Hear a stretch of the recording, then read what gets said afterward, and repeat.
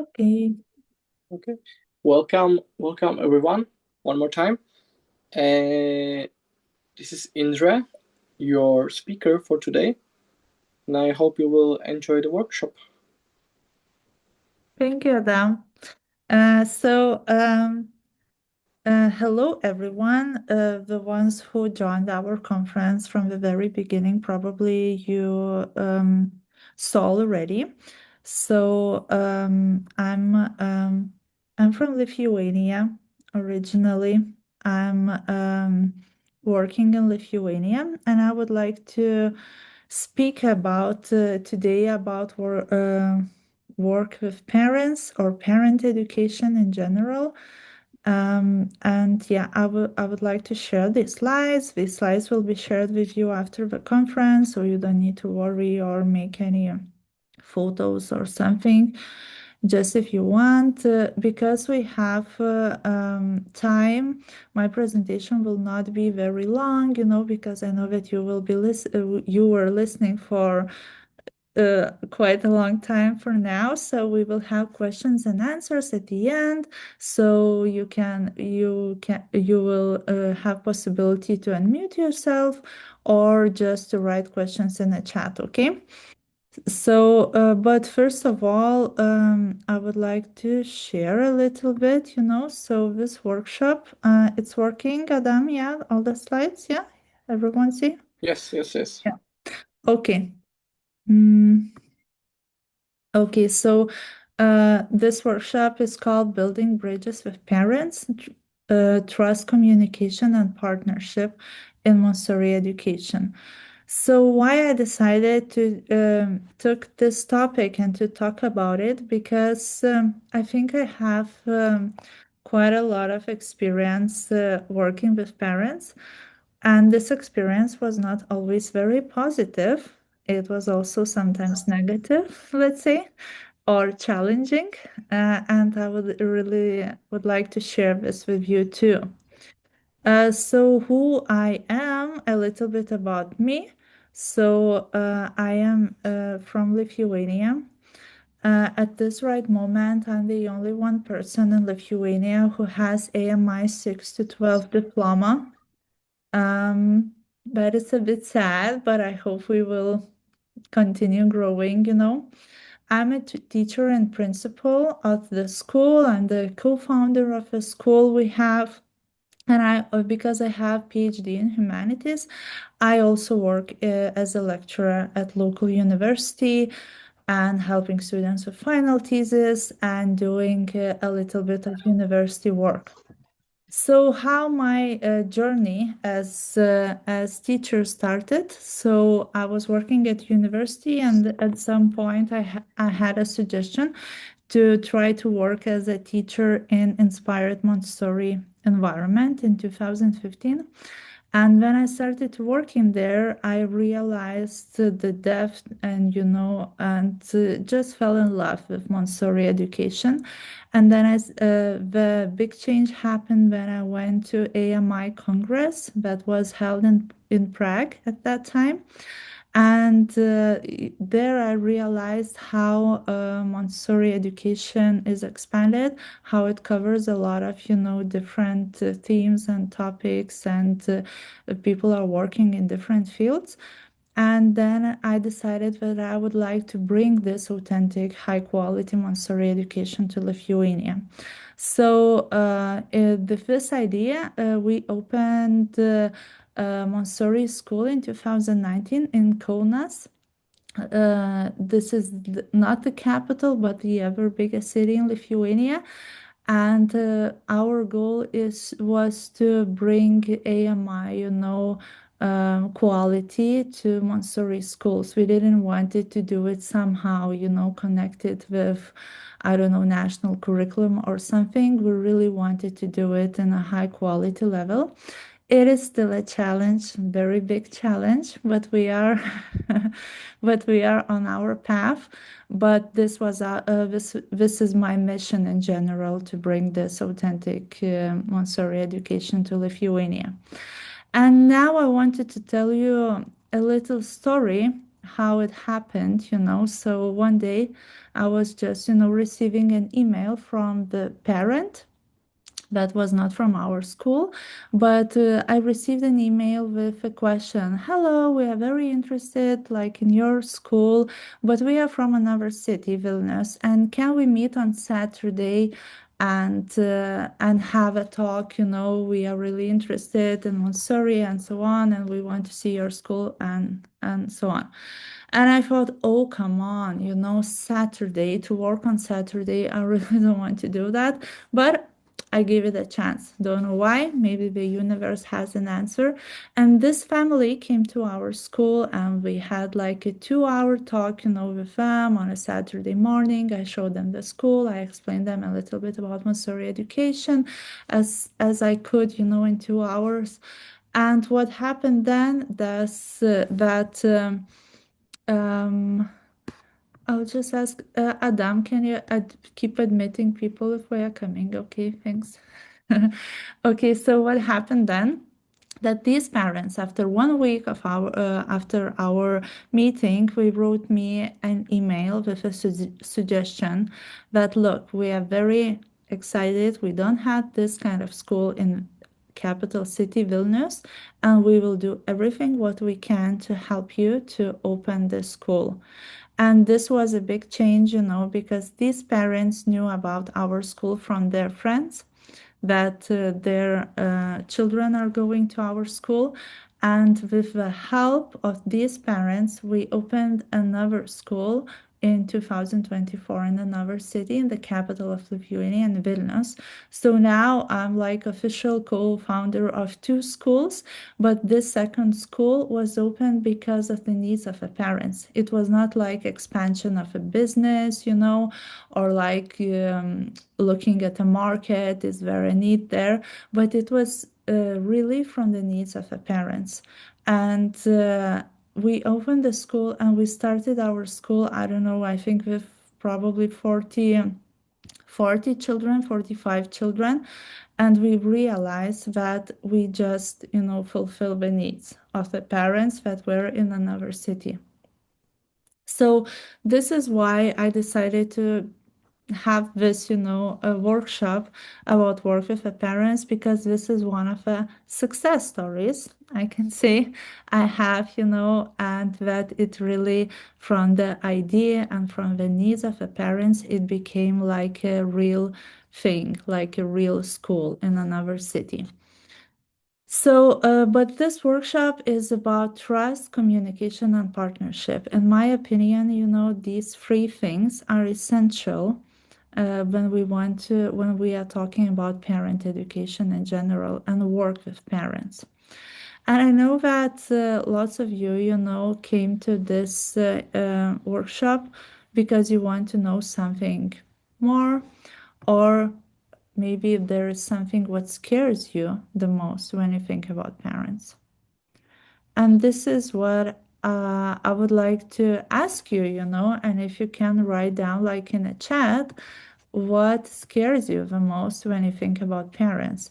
If you are a teacher, if you are an administrator, if you are a parent, you can also tell what scares you most about being a parent or letting your child in Montessori school.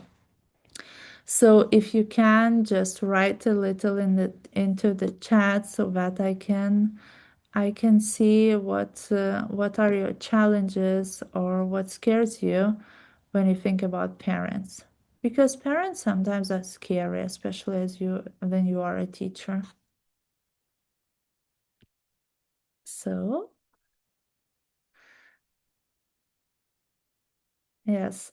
So thank you. Lack of trust and wanting to be over involved, Yes, this is one of the things that sometimes when we work, we don't feel that we trust us and we want to be involved everywhere.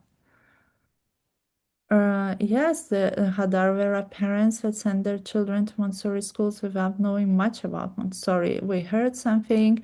I also can share with you. We had a situation.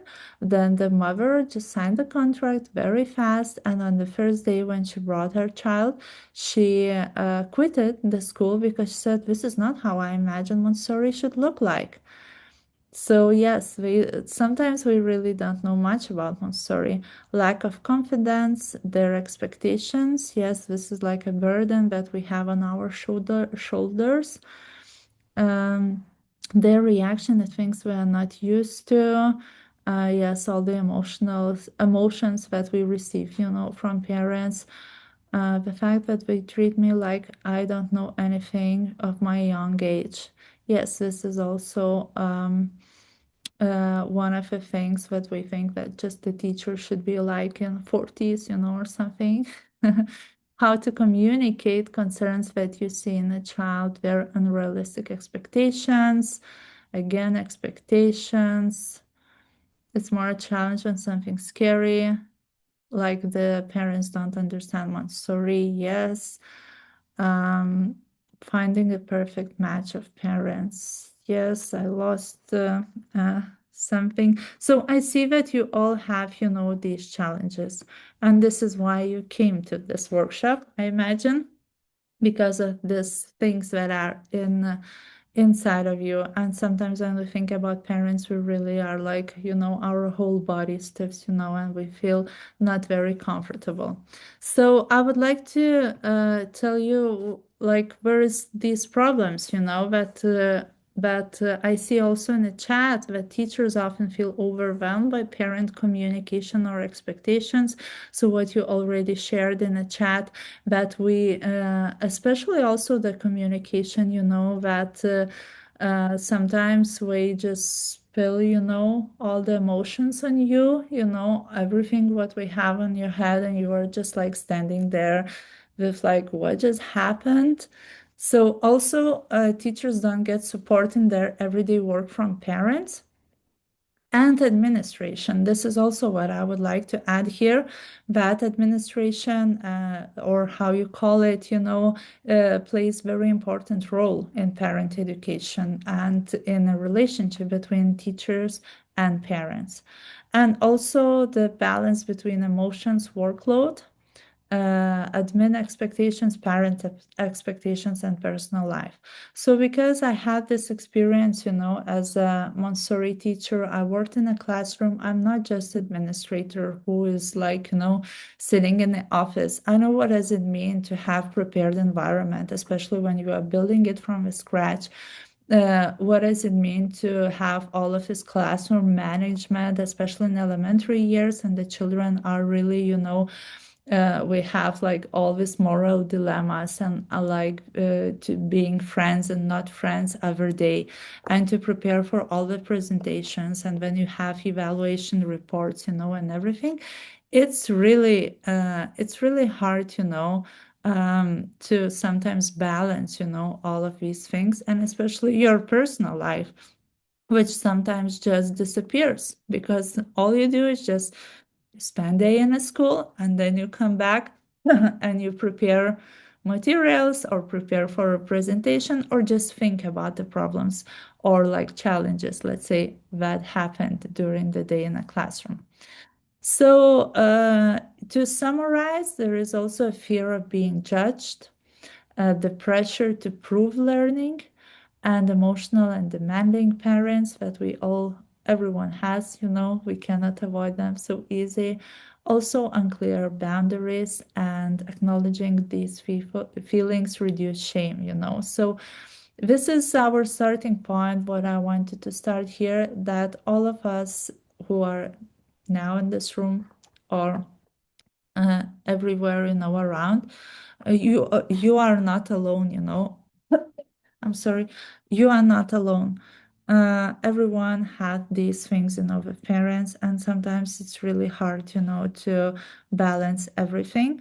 And that's why I would like to share with you a little bit of my tips, what worked for me, and what brings more harmony in a school life when you have it. So, first of all, what we need to think about is what are the needs of the parents. So, the first question here comes like that we really need to understand what parents need. And then we are studying, Montessori education, we always think about characteristics of a child, what are the needs of a child, and so on and so on. But we also need to think what are the needs of parents, and they can be very different um, in a different cultural context also. So, usually, what is the repeating pattern of the needs of the parents is that we want to understand how our child is doing and learning. Because Nina talked a little bit, about this grade system in the questions. What is happening that usually when we go to mainstream schools or like public traditional schools, as we call it, we usually get grades or like marks. We use these electronic diaries that the parents can always control, what is happening in the classroom, how my child is succeeding. The child is assessed all the time, so the parents have this control. But when we come to Montessori, we don't have it, and somehow it feels like, come on, what my child is doing, all the day in the school, like why I don't get enough feedback, about the assessment part, not just how he feels. The other need of the parents is that to know their child is cared for. So usually when we come, to elementary environment, the classrooms are quite big. And what is happening that the parents think, oh, I decided to choose this, let's say, private Montessori school, but there are so many children in the classroom. Will the teacher give enough attention to my child, And this is where we need to, think about it. But this is what we think. And when we talk with them, when we communicate with them, we really need to show them that we care for their child. And not just we care, in our heads or when we are doing presentations or when we are preparing some follow-up work or and so on and so on.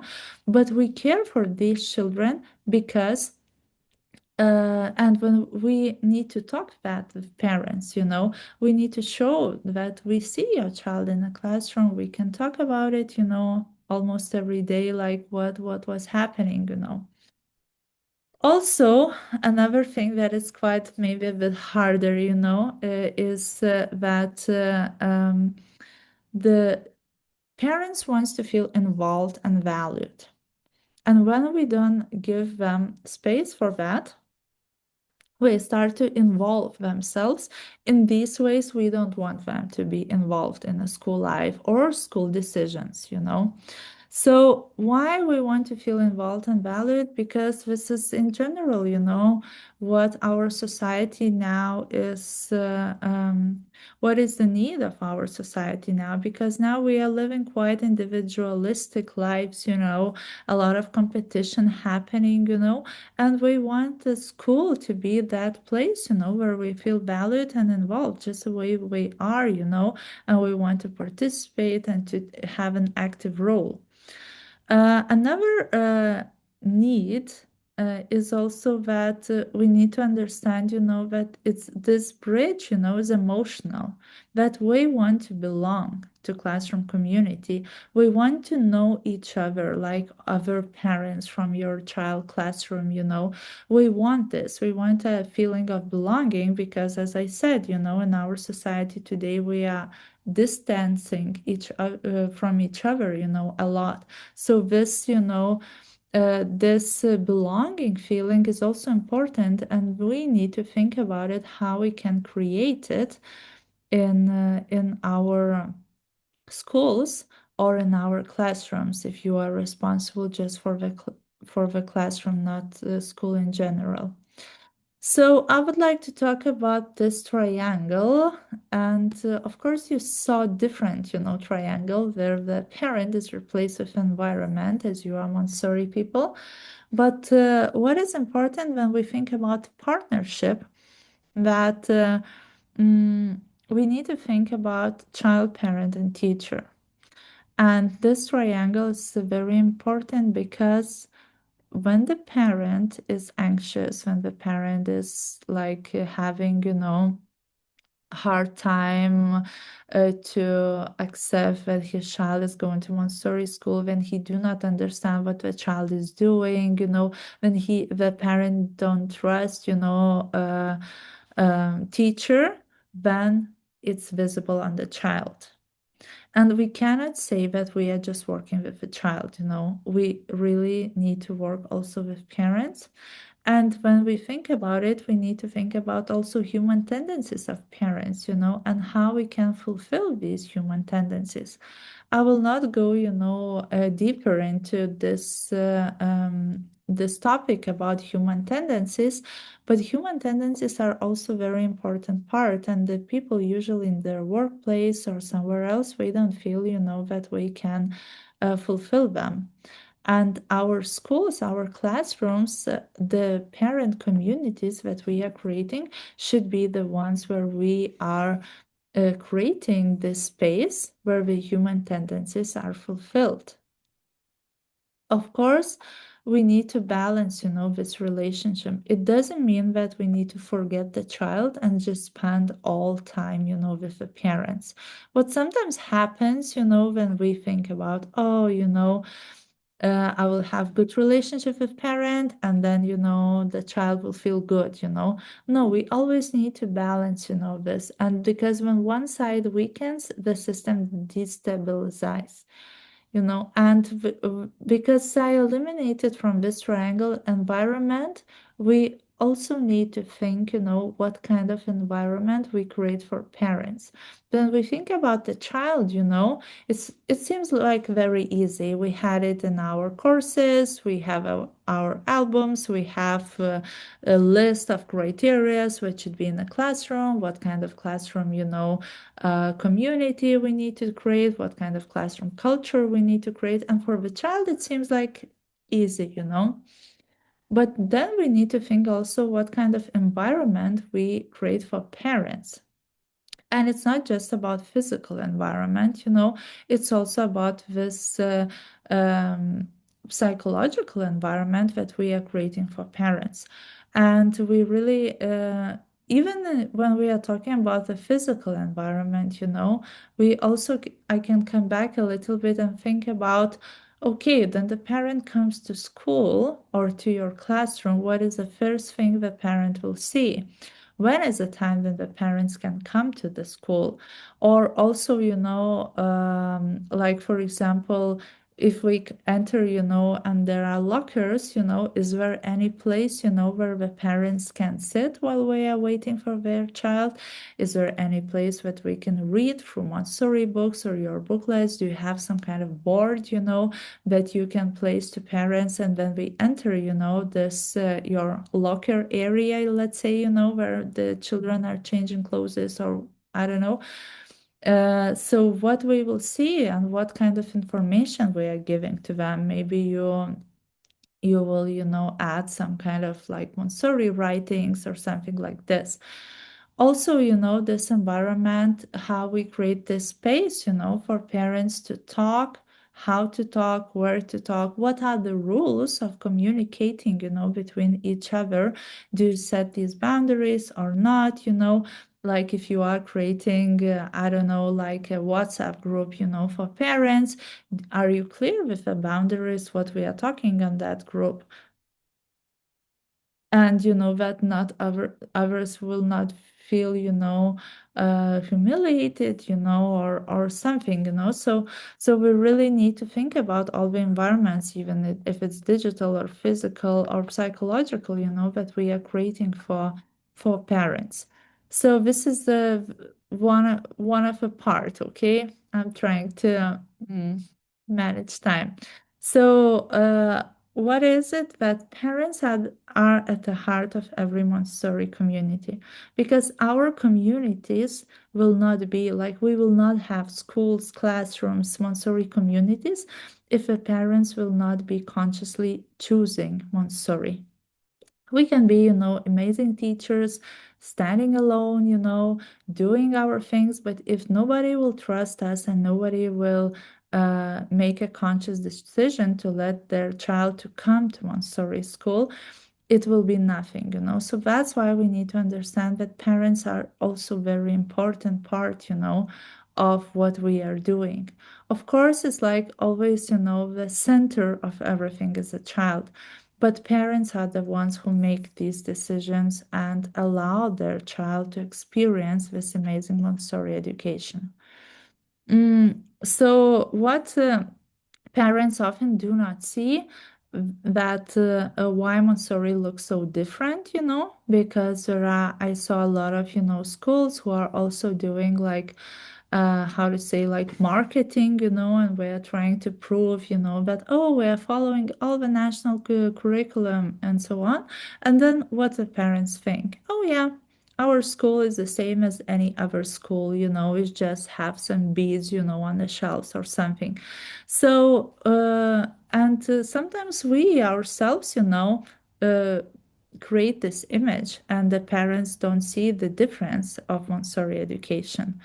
Also, another thing is the meaning behind the independence. I don't know if you had this situation, but when you ask parents, like, oh, I think you should not, carry your child's bag to the school because he's already elementary child and he really can carry by himself, or I don't know, going out, with the children, this all of this independence, also that we as teachers, we do not like open, the heads of children and put in all the knowledge, that the children need to work by themselves, that the children need to do all of this inner work, through materials, that this will build this independence. And is it physical independence, or I don't know, even mental, capacities that the child is building to get to be more independent in a reasoning way.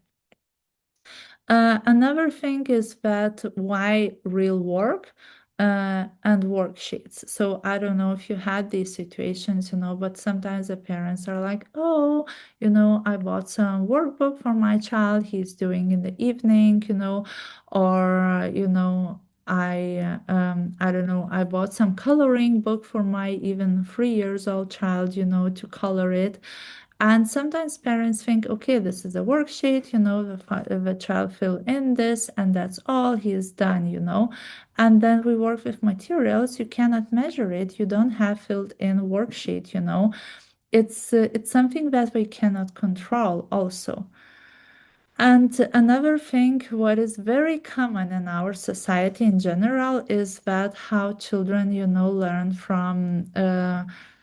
from repetition, because now we are used to that, that we always need something new, we always need a show, we always need, something new and exciting.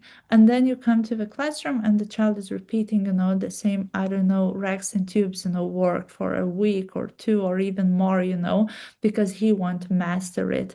And for parents, it's hard to understand. And we think, why you should not motivate him, make him a little show, because this is how our society works right now. We are always, um, having some kind of excitement, entertainment, for ourselves.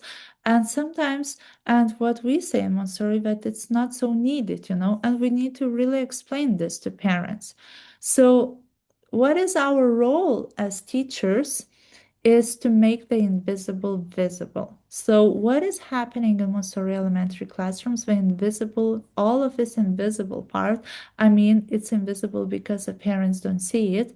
We need to make it visible. And we need to find ways, maybe it can be a little bit different, for each of you, the teacher, but you need to find the ways, in the context where you are, depending how to make it visible, how to make these essential things, visible for your parents or for your community in general. So what I can give you a little example. We had. For example, you have your parents, I don't know, social media group on Facebook or whatever, I don't know what is the new trend on social media. In my times, it was Facebook where we created these groups. And what is happening? But for example, we are sharing, photos with parents on a Facebook, but what we are sharing, have we ever asked ourselves, are we sharing just going out to the museums, having like big projects happening? Why we don't share, these little achievements that the child has while working with materials, these little things, because when we are starting to share just our going out to museum, to, I don't know, some kind of field trip, some kind of expert came, we are preparing for some festival or something like this is what the parents see. They see that, oh, the classroom, is about, doing so many great things, going out somewhere, and then we sit in individual meeting, and what is happening, the parent says, so we saw that last week you didn't go nowhere. So, and we are like, come on, parents, you don't understand what we are doing in Montessori classroom, but this is not about it because this is what we shared with them. We are always, sharing with them all of these entertainment things. And then we ask ourselves why we don't understand how much we are doing, in a classroom. So this is why it is important also with them to share what we are doing every day in a classroom. I'm not talking about posting every day, things. I'm talking about instead of sharing that you went to the, I don't know, Zoom museum, better share how the child is working with letters, or with alphabet or word study or whatever. So, and to write a little story about it. So, the first shift we need to make is, of course, in our mindset. Because we need to understand that the parents are not coming to control us and we don't need to defend from them. Even if it sometimes things it looks like this, we still need to be, very clear that we are changing our mindset from defense to dialogue. And as Montessori teachers, we had this role, we need to be advocates for the child.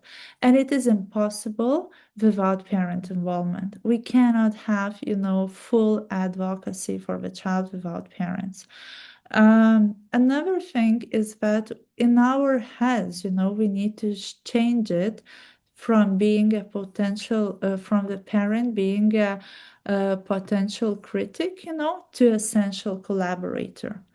Because sometimes it's also, in our heads, that we are sometimes, how to say, we are locking ourselves in, and like, oh, I will not go to speak with parents because we will criticize. I don't know what to tell to them, and that's all, But when we come with them, with a mindset that we are our collaborators, they are allies, we are partners in child development, this is changes, because everything starts with our head, How my friend used to say, everything is in your head. You just need to think differently, And when we start to think differently inside of us, also the relationship changes, We start not to see parents as inspectors, critics, or outsiders, but we see them as co-guides because actually we are.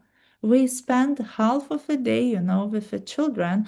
If a child is spending half of a day in the school, the other half is with children. And if we accept them as co-guides, and to help them to guide in the same manner as we do, then the child will benefit. And this is very important that parent education is not a burden or another task for us. This is a place where we can help even more to the child, where we can help together, in this collaboration. So, of course, it doesn't happen in one day. Um, and usually what I should do is that sometimes we feel kind of, defensive because we don't know what actually we're doing in the classroom. And this especially for the new teachers, what is happening. but you don't know a lot about the child. You are not sure with all the cosmic education and cosmic vision what is happening, and you are kind of, oh my God, I'm so afraid we will ask me what I'm going to do with this child on this presentation next year, and I'm not sure and I'm just scared. So what can help, when we really get to know this method, the way we work, why we work, always ask question why we are doing like this. For example, if you do cursive writing with children, or if you don't do cursive writing with children and the parents come and complain, you need to have your why. Why are you doing like this? And when you will have it, you will feel more confident in yourself. I hope that these guidelines that we will share, after in the end, of this day, will also help you to know why we are doing this and these things, and how it is all connected. Also, we need to have this understanding about the child. So listen again, to Kyla and Carla lecture, and really to think about it, how it is important to understand the child really good, that we can speak, to parents about it. Also, we need to ask ourselves why I am a teacher. Because in my career, because I'm also working with a lot of teachers, I see that there are still lots of teachers who are becoming teachers just because we want to control others. And we think that being teacher, it's easier because it's easier to control little people, as we say, this, not the adults, like being a manager or the boss in a company. So you really need to find yourself an answer why I am a teacher. And this will also help to your mindset. And especially what is important and what I would like to highlight, it's this inner work with yourself on your life and work balance and emotional intelligence. And if it's needed, to ask for external help, go to specialists, but you really need to find this life and work balance, because even if you are giving yourself, to your classroom, your whole classroom finally is prepared environment, you made all the cards, everything, but you don't have your life and work balance inside of you, this will affect you a lot. And especially when the parents will come with some kind of complaint or something, your reaction will be very defensive because of that. Because you will think in yourself that we do not understand, how much work you are putting into this classroom, and we of course don't understand because we don't see it. How we can understand this, and of course the spiritual preparation of the adult. I'm not going deeper into all of this, because it's a lot about in general, preparation of the adult, that Montessori talked about, getting rid of a pride, and all the other things that we really need to work on ourselves every day. So how to build this trust, Of course, it's very important, to understand that trust is not a friendship. Sometimes we become friends with parents, and I suggest you not to do that, honestly. What is important is the consistency, transparency, and professionalism. I'm sorry, I'm not a native speaker. So, why it is important, is that this we need to be professional in our communication. We don't need to go through the boundaries, and we need to be always transparent, to share, and be consistent in everything what we do. So building trust actually happens with admission process to your school and classroom. And here are my suggestion steps how to make this all the admission process. The worst case scenario is that you admit parents just by signing the contract when they come anytime, or even digital, contract signing. Why it is important? So first of all, I suggest to make an open door day to just introduce them, in general with a Montessori education and why it is so different and alternative, as we say, from other educational systems. Then invite them for classroom observation. We never admit any parent without observation. This is very crucial part. And you don't need to make a little show for this observation. We need to come any day, doesn't matter, because we all will have different days, and we need to come and observe a classroom, how it is working. We don't need to be like sellers, that we are selling Montessori and so on. We want them to make a conscious decision, and we need to be open to who we are.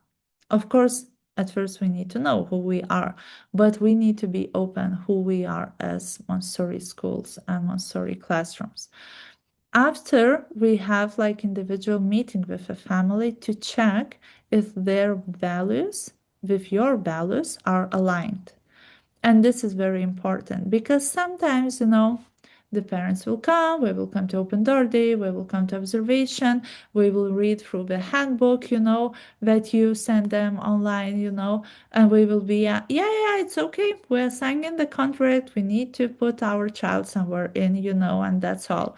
But what is important during this meeting, just to understand, that not just we are making decision, but we are making decision because we need to think about the community of our parents and how these parents will adapt to this community that we already have. Also, we need to have the clear expectation list from parents. And this is very important part, especially in elementary education. If you can, let's say, miss it, for 3 to 6, in elementary it's very clear because sometimes the parents have crazy expectations, I can say, which are like, so why are you here? Like, I don't know.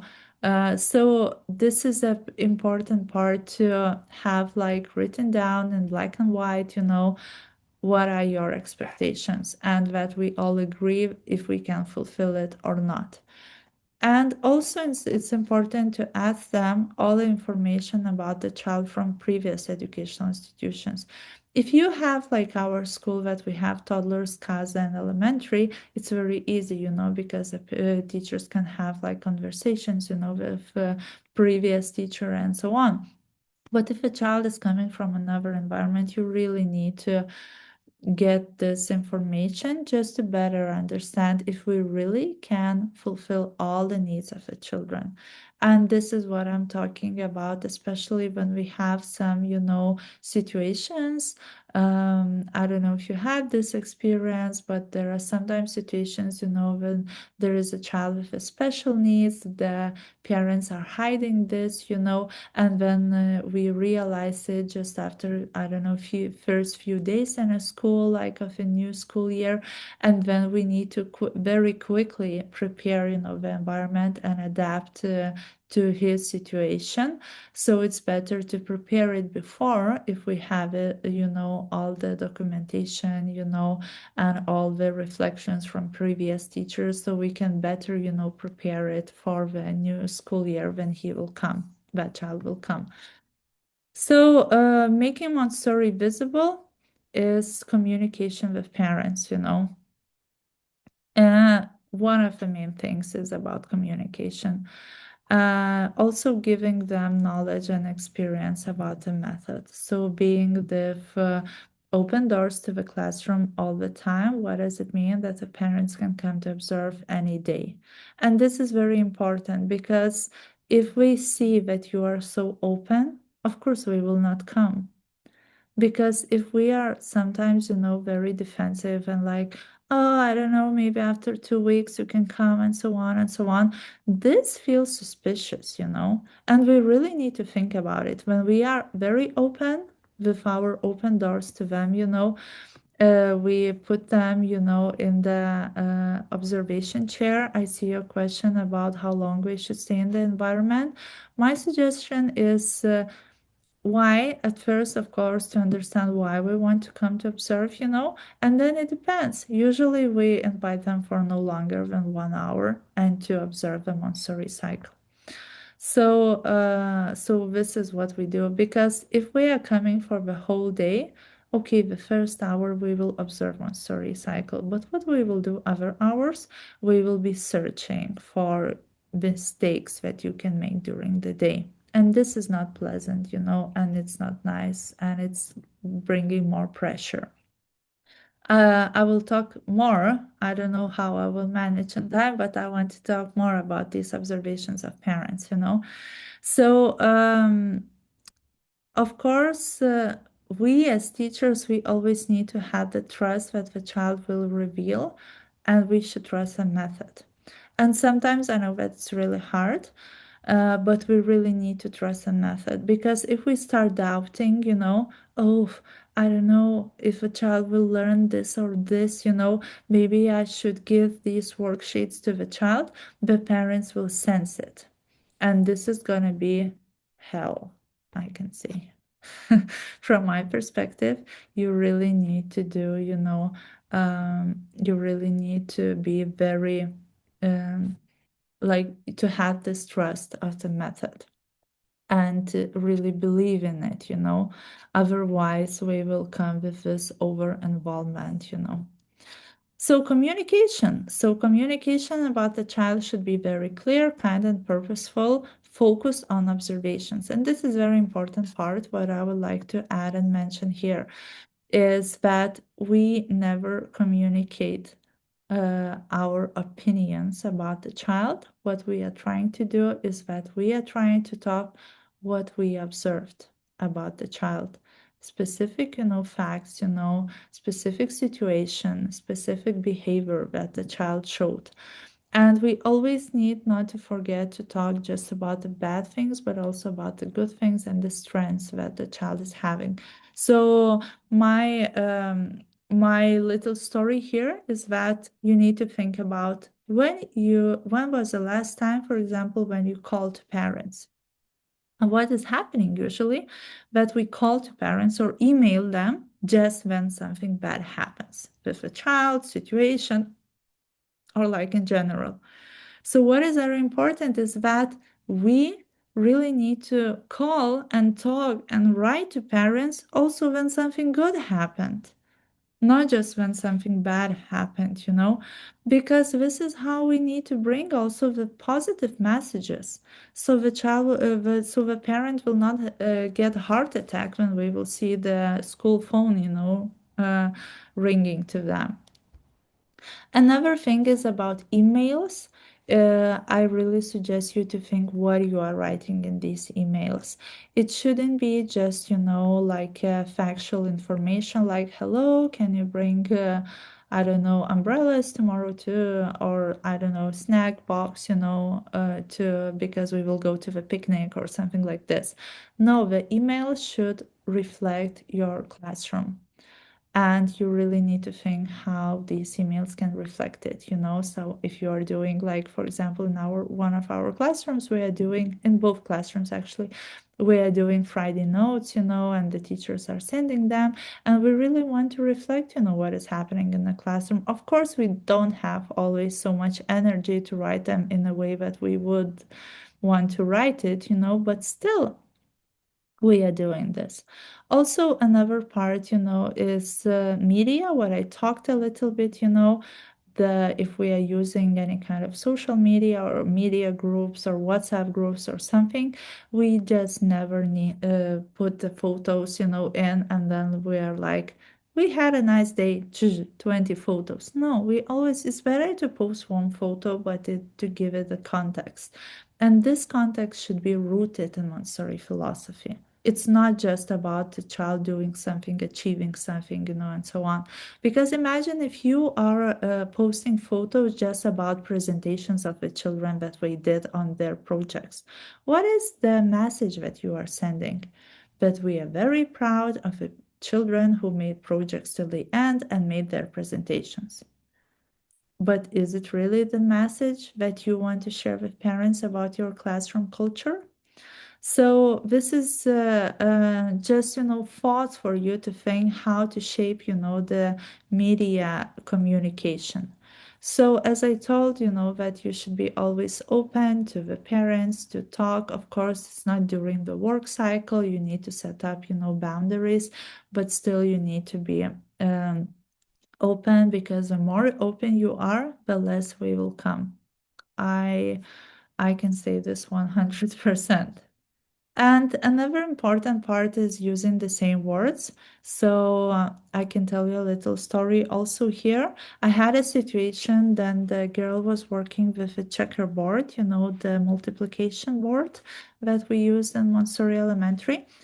And after 2 weeks, I had her parents shouting at me, like literally coming to school and like screaming almost at me, like, what does it mean? Why my child is playing chess, all 2 weeks? What does it mean? So she's not learning nothing, and so on and so on. So this is a funny story now, looks like. But what it is about is that we really need to talk, with them in the same vocabulary. So we need to explain them what does it mean a checkerboard? What does it mean, racks and tubes, what does it mean golden beads? And how, like, we need to introduce them with these words that we are usually using, so that it's not something misunderstanding happening, among, us. But we need to set healthy boundaries. It doesn't mean that the communication with parents need to take all of your energy. No, you need to have healthy boundaries. I will talk faster, okay, because we don't have a lot of time. So what is important that never, my suggestion is never have personal social media shared with parents, because we will write you in the evening, we will follow what you are doing on the weekend, and you need to think, do I really want this? Also, availability. What does it mean? That, for example, the parents in our schools, we don't have teacher personal phone numbers. There is just one phone for the classroom, and we can always reach the teachers from the work, just on the working hours. Also, we need to set a healthy boundary to respect the environment. That means that we are never answering, communicating, or so on during the working cycle. So, and that the parents cannot disturb you during the working cycles that you are having with the children. And this is a very clear boundary that we need to do. So teacher-parent conferences. So what we need to do is that we need to prepare for them in advance. I will share these slides, so you can take a look after, so create. What is also important, that in teacher-parent conferences, when we have them, we have it twice a year, in our school. But it's important to create and begin, this conference of connection, not just data, and to speak from observations, not emotions. This is a very important part, that we don't need to bring all the emotions we have with that child on the last day before the conference, but we need to talk through our observations that we did in this longer period. Also, we need to have this three things, in our minds when we do teacher-parent conference. But we talk about strength, we mention the challenge, and then we give strategy. What is a common mistake that the teacher is doing? We forget about the strategy. And then the parent is left, with this one, like, oh, my child is succeeding there and maybe not succeeding there, but I don't know what to do. And we are trying then start to blame the school, that my child is having challenge somewhere. So we always need to get the proper strategy that the parents need to follow and, for example, cooperate with you. Of course, there is a difficult conversation sometimes, so I will not go deeper into this, because we need to offer, always we need to offer support for them and next steps, and talk about behavior that we observed. and start with empathy with them, that we understand them, we hear them, and so on. But we always need to think to like a way to go out from the difficult conversations is the way when we write down the steps together with the family. It's not just about emotional, arguments among each other. It's about writing next steps, what we will do. And this is in my experience, the best way to go out from these difficult conversations when we write down, together, when we talk the steps, what we will do, that it's not just hours and hours and hours of talking. So, but the most important part is that strengthening the community. So we need to see in our schools and in our classrooms community as a value. So what does it mean? That we need to have parent education evenings, or for example, Montessori at home workshops, community events and celebrations, peer-to-peer parent groups, silent journey. I don't know whom of you are familiar with silent journey method that we do in Montessori classrooms. If not, please Google it, or you can write me and I will share more. I have some PDF slides about it.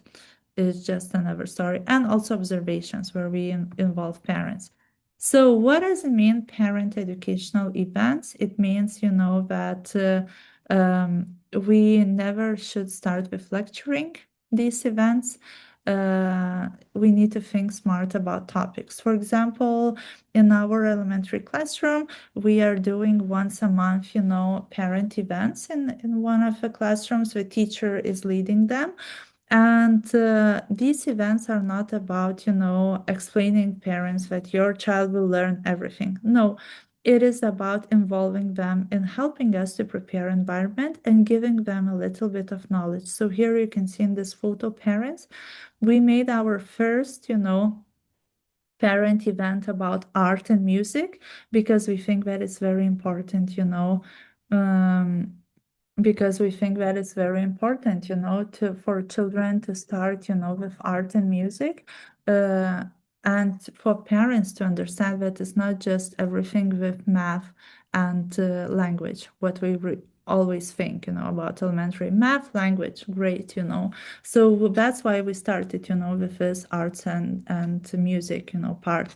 Also, for example, we had another, like when we connect Montessori to the common problem. So, for example, we had a parent evening about how to set boundaries and freedom and limits, let's say, at home. And this is also very important because it's not just about something that we are doing, in a school, but it's also a helping hand that we give to the parents, how to set these boundaries at home and how to give freedom that the child is ready to accept.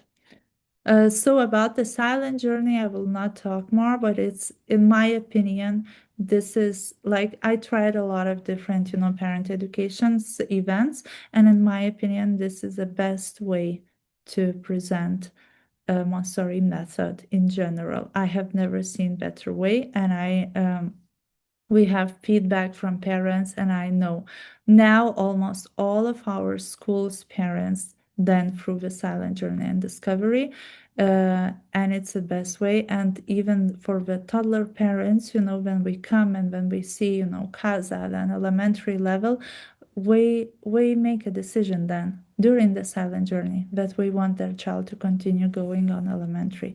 And if you want, you can write me, I can tell you more about it. It's a big topic to talk. I just wanted to mention what I see in the chat, that there are people who already are familiar with it. And another thing is a Grandparents' Day. So we are organizing Grandparents' Day in the beginning of the school year. Why it is important?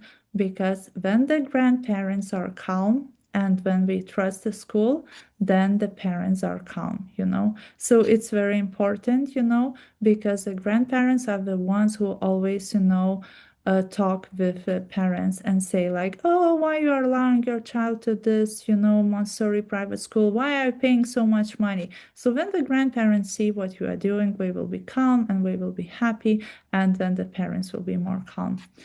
And also about celebrations. So I really suggest you to make it community-based celebrations with all the talkings, and without any show to put from the children, and just more about, talking, and sharing things together, where the parents are involved. And also, when you organize observations, you need to organize always observations based on method, not on observing specific child. So if you have possibility, allow, parents to observe the method, not their own child. And it shouldn't be more than half hour or 1 hour. And you need to have specific handout to give them about observation. So this is a calendar of the events for parents where I have like a suggestion. So it's months and events and how you can balance it during the year. I'm so sorry. I had so many slides prepared and I wanted to share everything, but I see that we are running out of time. What I wanted to say is I would like you to accept that parent education and partnership with parents is not one more responsibility for the teacher. It's a whole community action towards relationship. So thank you. And thank you for coming. I'm so sad that we didn't have questions and answers. Time. I really wanted to share a lot of things. I hope you get ideas, Thank you so much. And now we invite you to come back to the main room because we will share with you the guidelines, our website of the guidelines, and all the work we've done. And I shared here my email. My email will also be at the end of the guidelines. So if you want to talk more about parent education, I'm very happy, to make workshop for your school, for your teachers. I don't take money, usually it just depends on time, so I'm very happy, to share more of what I learned from my experience. Thank you. So Adam, can you share the Zoom link? The Zoom link.